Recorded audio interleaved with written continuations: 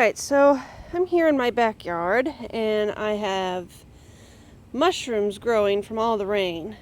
Here's my shed, and I have somewhat of a fairy circle. It actually encompasses part of the shed into the circle. I mean, it's not the greatest fairy circle I've ever seen. It is one of the largest that I've personally seen up close. Let's see, we go over here to where my doghouse is. We see a cluster. We have two growing very close, another one right over here. Then we have two where you can actually see them pushing their way through the soft dirt. My dogs barely ever use this thing. We keep going around. We have a little one hiding by its lonesome. We have the super ginormous one. This is as big as my hand. This is the size of a tortilla.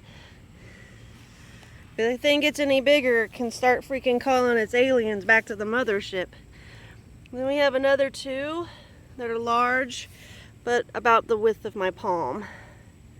I'm not actually touching these because they have a little bit of like a powdery residue that comes off and it's damp. Plus, I do not know my mushrooms very well. I'm not attempting to touch or eat any of these, but they are growing in my yard. And this one you can see has some coloring to it. The rest are all mostly white. This one was actually the first one we saw. My dogs have also made sure that they've stayed clear. The first day, though, they did examine them, but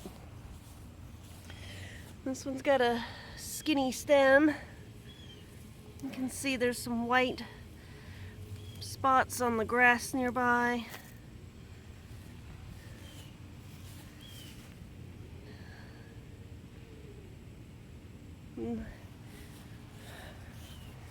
So yeah, we've had a very wet August. One of the wettest Augusts I've ever remembered. And this is what's coming from all of it here in Oklahoma. And look, it's so big you can see it all the way from there, and that's a good 25 feet away from me. I have kind of a big backyard. Alright, well, there's my mushrooms, everybody.